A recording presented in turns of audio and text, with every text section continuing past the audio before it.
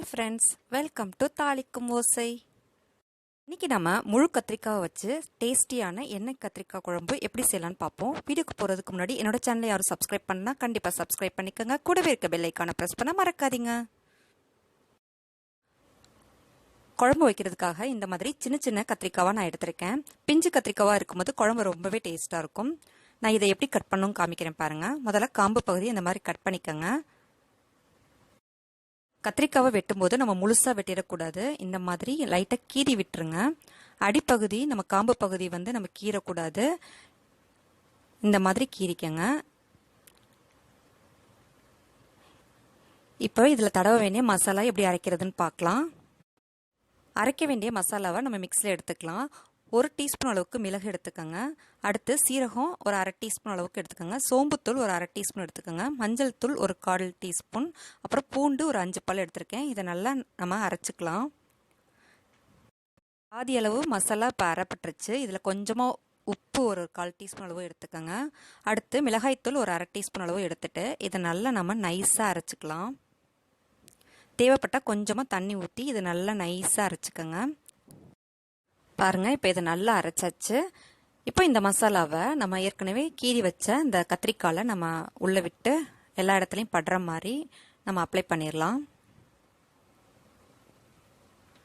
கத்திரிக்காவை லைட்டாக அப்படி விரித்து விட்டுட்டு நீங்கள் மசாலாவை இந்த மாதிரி எல்லா இடத்துலையும் படுற மாதிரி நல்லா ஸ்ப்ரெட் பண்ணி விட்டுருங்க. மசாலாவை இந்த மாதிரி நம்ம கீர்ன பகுதி எல்லா இடத்துலையும் படுற மாதிரி நம்ம போடுறதுனால ரொம்பவே நல்லாயிருக்கும். கத்திரிக்காய் நல்லா ஊறி அதில் உப்பு காரம்லாம் இறங்கி ரொம்ப டேஸ்ட்டாக இருக்கும். இதே போல் நம்ம எல்லா கத்திரிக்காயிலையும் நம்ம இந்த மசாலாவை நம்ம அப்ளை பண்ணிடலாம். இப்போ அப்ளை பண்ணிவிட்டு எப்படி இருக்கும்னு காமிக்கிறேன் பாருங்கள். பாருங்கள், இப்போ எல்லா கத்திரிக்காயிலையும் நான் மசாலாவை ஸ்ப்ரெட் பண்ணியாச்சு. இப்போ நம்ம இதை ஃப்ரை பண்ணிக்க போகிறோம். ஒரு கனமான கடாயில் தேவையான அளவு எண்ணெய் விட்டுக்கோங்க. இதில் 4 டேபிள் ஸ்பூன் அளவுக்கு எண்ணெய் விட்டுருக்கேன். இந்த எண்ணெயில் தான் நம்ம ஏற்கனவே அப்ளை பண்ணி வச்ச அந்த கத்திரிக்காய் மசாலாவை நம்ம இதில் சேர்க்க போகிறோம். இப்போ எல்லா கத்திரிக்காவையும் இதில் நம்ம சேர்த்துடலாம்.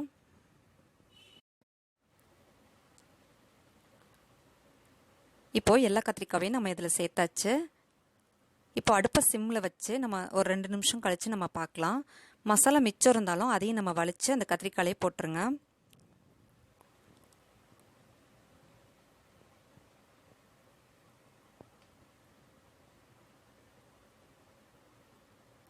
இது 2 நிமிஷம் கழித்து நம்ம எப்படி இருக்குன்னு பார்க்கலாம்.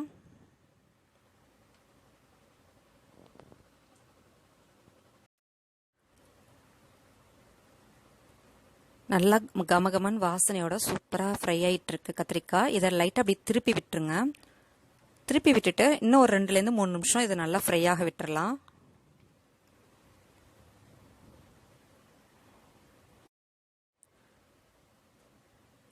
பாருங்கள், இப்போ கத்திரிக்காய் சூப்பராக நமக்கு ஃப்ரை ஆயிடுச்சு. இதை நம்ம எடுத்து வச்சிடலாம். இந்த மசாலா எல்லாத்தையும் நம்ம கலெக்ட் பண்ணி எடுத்துக்கோங்க. இப்போ ஃப்ரை பண்ண இந்த எண்ணெயிலேயே கொஞ்சமாக வெந்தயம் நம்ம போட்டுக்கிறோம். ஒரு 1/4 டீஸ்பூன் அளவு வெந்தயம், கருவேப்பிலை, பொடியாக நறுக்குன வெங்காயம் ஒன்று சேர்த்து நல்லா இதை வதக்கிக்கலாம். இந்த மசாலாவும் இந்த வெங்காயத்தோடு சேர்ந்து ரொம்பவே நல்லா தான் இருக்கும்.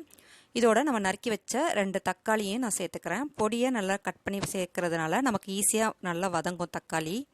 இது நல்லா எண்ணெய் பிரிஞ்சு வர அளவுக்கு நம்ம இதை வதக்கியாச்சு. போட வேண்டிய மசாலா ஒன்று ஒன்றா சேர்த்துடலாம். மஞ்சள் தூள் ஒரு 1/4 டீஸ்பூன் அளவு சேர்த்துக்கோங்க. மிளகாய் தூள் 1/2 டீஸ்பூன் அளவுக்கு சேர்த்துக்கோங்க. அப்புறமா கொத்தமல்லி தூள் வந்து ஒரு 3 டீஸ்பூன் அளவுக்கு சேர்த்துக்கோங்க. இதை நல்லா வதக்கிக்கோங்க. உப்பு 1 டீஸ்பூன் அளவுக்கு இதில் சேர்த்துக்கலாம். இதில் நெல்லிக்காய் சைஸ் புளியை நான் கரைச்சி வச்சுருக்கேன். அந்த புளி தண்ணியை ஊற்றி நல்லா கொதிக்க விட்டுறலாம். இப்போ குழம்பு நல்லா கொதிக்க ஆரம்பிச்சதுக்கப்புறமா நம்ம ஏற்கனவே ஃப்ரை பண்ணி வச்ச கத்திரிக்காய் மசாலாவை நம்ம இதில் சேர்த்துடலாம். இந்த எண்ணெய் கத்திரிக்காயில் இருக்க மசாலாவும் குழம்பும் ஒன்றா சேரும்போது இதோட சுவையும் மனமும் கண்டிப்பாக ரெட்டிப்பாகுங்க. எண்ணெய் மிதக்க மிதக்க எண்ணெய் கத்திரிக்காய் குழம்பு இப்போ நமக்கு சூப்பராக தயாராகிருச்சு.